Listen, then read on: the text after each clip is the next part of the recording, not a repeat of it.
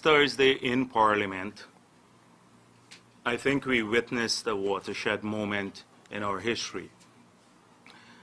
The government of Guyana abandoned all pretense on accountability and transparency and resorted to what is commonly characteristic of this government, bluster.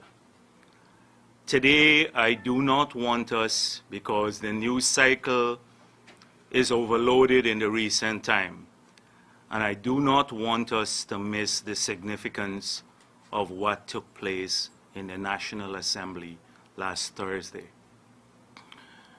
As you're aware, there have been many charges in the past by the then opposition, APNU, that the People's Progressive Party and its members and the government that it headed was corrupt. It was an entire plank, almost the major plank, the primary plank on which it ran its campaign for the 2015 elections. It promised an accountable government. It promised commissions of inquiry, promised investigations, and it promised total transparency in the conduct of its affairs. One would have thought that the opportunity presented last Thursday by the People's Progressive Party when it tabled a motion to make public for the past 10 years the tax declarations of members of Parliament, that this accountable, transparent government would grab at such an opportunity, will embrace it, and will, as the motion called for, urgently table legislation to give effect to that measure. At the beginning of the presentations on the other side, after the motion was tabled and spoken to by Bishop Edgehill from our side, I had the impression that the government would have supported the motion, because I heard a presentation from the Prime Minister saying that the motion is deficient in that it leaves out one person, the Bharrat Jagdeo, given that former presidents or presidents in office since the time of Forbes Burnham do not have to pay taxes, and they did not have to make declarations to the GRA. Therefore, Bharrat Jagdeo will be exempt.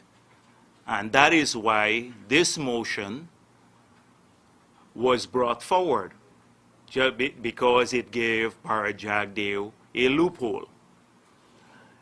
And that what would have been the preferable thing was to have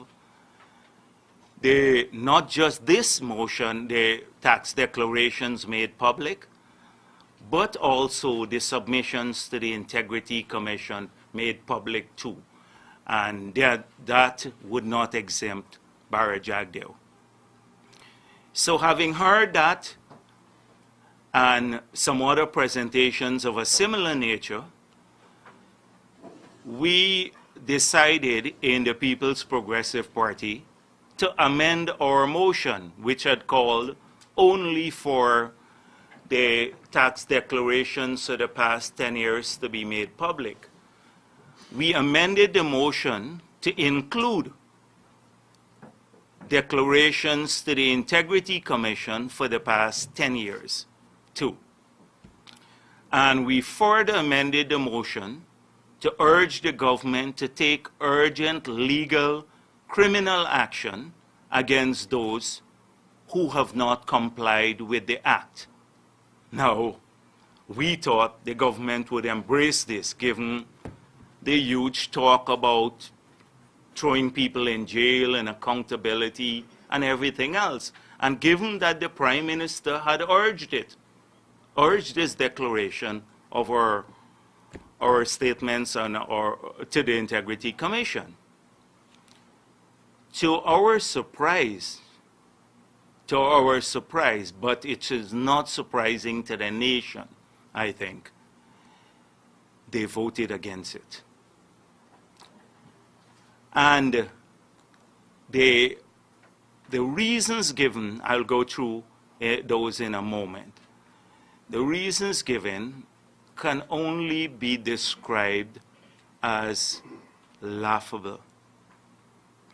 The first reason is that people across Guyana, all Guyanese citizens, are liable to pay taxes only for the past 7 years. So beyond 7 years, the GRA does not have the enforcement capability to go after you. That was reason one. Now, how could this had nothing to do with what we were calling for? One would have assumed if you were submitting your declarations to GRA, you would have had available 10 years, the 10 past years of submission. All that we were asking is that the law be amended to have MPs place themselves to demand of themselves a higher standard, so that they, not all the citizens of Guyana, but they will comply with the new law which says members of parliament will make public their declaration. This happens in many other countries in the world, especially for those who aspire to office and who hold critical position. And you would agree with me that the legislators of this country, they are an important group of people, and they should hold themselves to a higher standard, but they have not. So that was the first reason given. Then the second reason given was that we do not really need this at this time. So apart from it being illegal, we do not need this at this time, because Minister Trotman has a motion that will amend our motion, the motion that was finally passed, amending our motion, calling on members of the National Assembly to submit their taxes to the GRA, to pay their taxes, and to submit their statements to the Integrity Commission from somewhere in mid-2016. Now, this is purely nonsensical. You don't need to call on members of the National Assembly to pay their taxes. That's required, first of all, by our laws. And secondly, the law about Integrity Commission, the requirement with huge penalties that for non-submission, has been in place since 2000. So here is it that the APNU legislators are saying that the people of this country must comply with laws on the book, but they will choose when they want to comply with laws relating to integrity. That is, they will start in June 2016. Forget that the law has been on our books and been complied with by many of our members since the year 2000. The year 2000. Then we had the pantomime and the comedy of the Prime Minister waving his bank book in the Parliament and saying, look how many bank books I have, as though that will prove a point. How do we know that what's in the bank book has been declared to the GRA and to the Integrity Commission? It was all for optics and the show. as he's so prone to, or so inclined to do often. And then he said to me, and the Speaker asked whether that took place in Parliament, and he said to me, I've paid $500,000 in taxes. So this is our Prime Minister. And the reason why this is so important, and I'm repeating it today, is because when they took the 50% salary increase for themselves, one of the primary arguments, in fact, the main argument made by the President of Guyana at that time, is that these people who are now in the cabinet were accustomed to large salaries in the past, and therefore they had to give this big increase to maintain their lifestyles. That was the implication, that they had to give them because they are moving from private sector now to the public sector, and they wanted good people. Now, if you pay 500,000 Guyana dollars per year in taxes, our tax is about 30%. So you're earning just over $1.5 million a year. That is what Nagamutu implied when he said to me he paid $500,000 in taxes, that he was earning just over $1.5 million per year.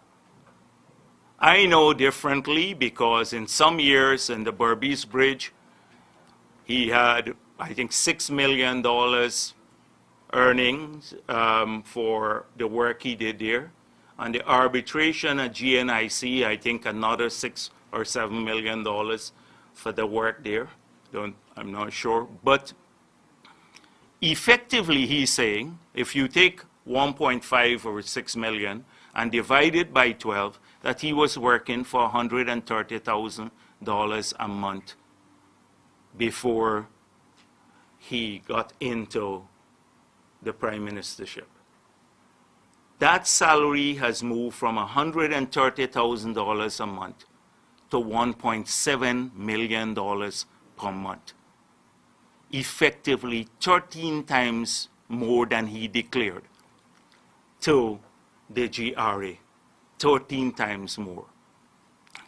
When you look at the other benefits, and I quickly looked at, conservatively put it, at just over $3 million, because even the staff alone, their salaries would be probably over $2 million, the people who attend to him. And if you look at the combined cost of carrying him, that's over another 27 times the declaration to the GRA. So over 27 times in terms of benefits, and over 13 times in terms of salary.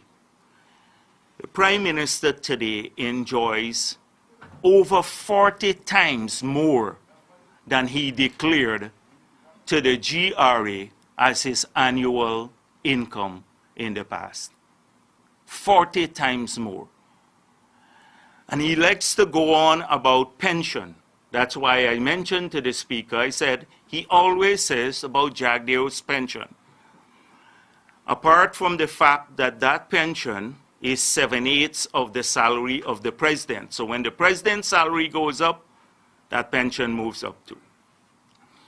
But that pension, the same principle was used to calculate Otto Chung's pension, Janet Jagan's pension, Desmond Hoyt's pension, and the same principle is being used to calculate the pension of Samuel Hines and Donald Ramatar, all presidents. It's not a special arrangement.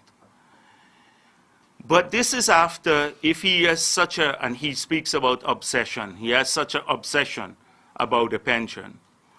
Well, the Prime Minister, if he were to retire tomorrow on $1.7 million in gross salary per month, he will get 7/8 of that as his pension, probably even bigger than mine. probably even bigger than mine.